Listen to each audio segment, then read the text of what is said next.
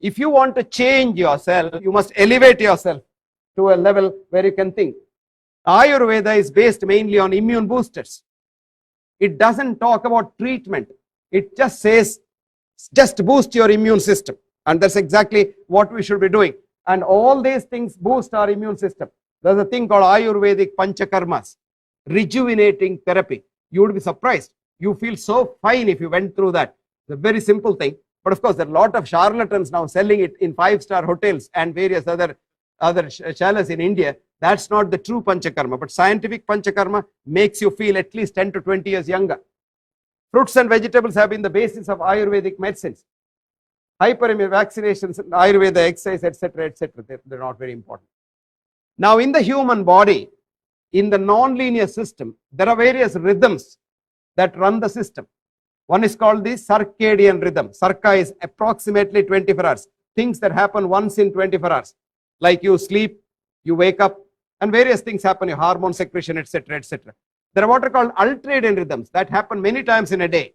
Like you piss maybe 4 or 5 times, maybe 10 times.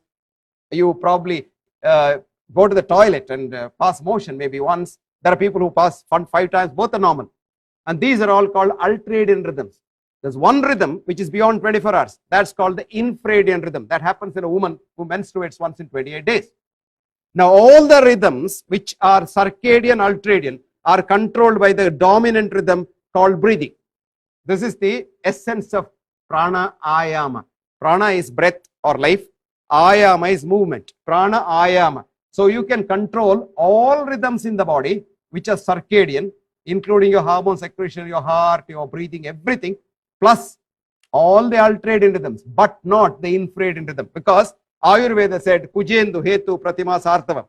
Every month a woman menstruates once in 28 days because of the gravitational force of the moon. We laughed at it. We laughed at it. 2003, American Journal of Physiology says a beautiful study which showed that it's the gravitational pull of the moon that stimulates the cortical cells, which in turn go through the pineal body down to the gonads, and the woman menstruates. What a fascinating thing. That's why I once wrote, don't go against nature, because HRT, hormone replacement therapy, is terribly anti-nature. I wrote it 10 years ago, and hormone replacement therapy has killed more people, millions maybe, not more people. More people is not the right word. Now I'll show you how breathing changes your heart's function. Now this is the lungs on the sides. Now this is your ECG, right? If you look at the ECG, your doctor will say, oh, you're a normal ECG. Now if you look at that, there are a lot of parts where there is no electrical activity in the heart at all, which means you're dead. Then you can't have even a fraction of a second without electrical activity. If you want to really see your ECG, it looks something like this. This is the heart rate variability. What I have done in the study is, I put the heart rate in the x-axis and with a microsecond difference on the y-axis, your own heart rate. And if you go on breathing, you see your heart rate goes on moving. This is the healthy chaos of normal arrhythmia. Rhythmia is not health, arrhythmia is health. Now I'll show you another thing. Now this is lot of have ectopic beats. You know, when you stand up to speak to an audience, you say, I have butterflies in stomach. Butterflies are ectopic beats. And we doctors have been treating this with very poisonous drugs. They are not to be treated because it's still healthier. The chaos is still better. But look at this. Now this is dangerous. This is a patient whose heart rate does not vary at all with the breathing. And this patient died 3 hours after this was recorded. This was a patient with an extreme congestive cardiomyopathy of coronary artery disease. Now what we have done over the years, we have been able to do a CWT, continuous wavelet pattern transform. This is a very complicated mathematical thing. The same thing that I showed you as a dot, now I have spread it as a 3-dimensional picture. So if you can breathe into my computer, I can tell you whether every cell in your heart is working normally or not. When you have a chaos like that, you see that those blobs there, various color blobs, that means health. Now you see this is ectopic beat, there's still health at the back. Now see this is a kind of disease we call as sick sinus syndrome, a very healthy thing, nothing to worry. Now this is dangerous. Here there is rhythm. That irregularity has gone, regularity has come. This is a dangerous thing. This patient was seriously ill and didn't live long. Now we did it, pranayama studies on patients in a yoga institute in Bombay, and we found that all parameters of heart's function improve with 4-vessel coronary artery disease who were told in the hospital that without bypass surgery they'll die in 3 months. They're all alive 5 years later. And not only that, their hearts are absolutely normal now. So we did this study and followed it up and showed that it really works even with the conventional reductionist parameters. Now, modern medicine has failed and failed miserably. I will show you only a few things. The Institute of Medicine report in the United States of America said that the first cause of death in the United States of America is heart attack. Second, cancer. Third, doctors and hospitals. And fourth, the adverse drug reactions of the drugs that doctors prescribe. Fifth, then stroke, and so on and so forth. And in this country with 250 million people, on an average 350,000 people die annually because of doctors' interventions and the drug interaction. Now, the third thing, doctors went on strike in Israel a couple of years ago for 3 months. They were not working at all, and there were no private doctors in Israel. And then, of course, somebody brokered peace between the government and the doctors, and they came back. And when they came back, audit showed the death rate had fallen precipitously in every city during the strike period, only to come up to its original level, overshoot it when they came back to work. And do you know who brokered peace? Can you guess? Morticians brokered peace. Their coffins were not sold at all.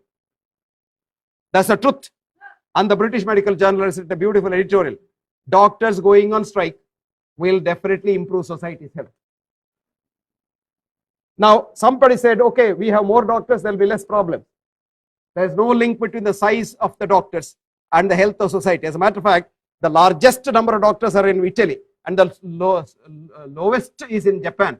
And the health-wise, Japan is the best, Italy is the last among the 14 industrialist countries seen. Now, Dr. Larry Dossey was telling about the checkups. Now, see this prospective study. It's a very beautiful study. 5,000 people were divided into 2 match groups, and one group was checked up every 3 months religiously at free costs, and the other group was told, do what you like. And at the end of 5 years, there was hardly any difference between the death rate in the 2 groups. After 10 years, the intervened group had twice the death rate due to all diseases. At the end of 20 years, 3 times more people died in the intervened group, where every parameter, so-called parameter, was corrected by the doctors. The others didn't do anything. Next. Now, a lot of people say if your blood pressure is slightly on the higher side, as a matter of fact, now they are bringing it down and down and down. It was 160 by 110. It has come to now 110 by 75. And that's supposed to be the normal now. Now, look at that. For the first 3 years, nothing happens to you. Beyond that, beautifully treated people have 3 times more death and complications than people who have not taken drugs and compared to their normotensive cousins in society. Now, very new concept has come in. This is a very important thing which Dr. Dossey was talking about, the multiple sclerosis concept. The whole group of diseases called the autoimmune diseases. That is, your own body cells think you are foreign and try to attack you. This is called the concept of horror autotoxicus. Paul Ehrlich 2 centuries ago said, my God, what happens if the antibodies attack you? And now they think the antibodies attack you because you have the self and non-self concept. You become so selfish, you cocoon yourself and think everything else is different. No, the real concept is all are mine. Or this is exactly what Ayurveda says. Aptopasevi bhavet arogyam. If you treat everyone in this whole world as your near and dear ones, health will be yours for the asking. And what spoils health? Krodha, shoka, bhaya, ayasa, viruddhanna bhojana, taponalan, katva, amla, kshara, lavana, tikshprasthati, raktapitta prakopet. Hatred, jealousy, greed, anger, pride. And all these things kill you. And they kill you very, very seriously and badly. Now we know the most important risk factor for heart attacks is hostility, destructive hostility. Even students in Johns Hopkins, young students, were given a hostility score diary and every 3 months scanned with the PET scanner, and they found higher the hostility score, the quicker the damage to the coronary vessels. As young as 18 years. You would be surprised. American soldiers in the Vietnam War, 100 of them after death, they were scanned and they found 76% of them had pre-vessel disease. Their age was 22, average age.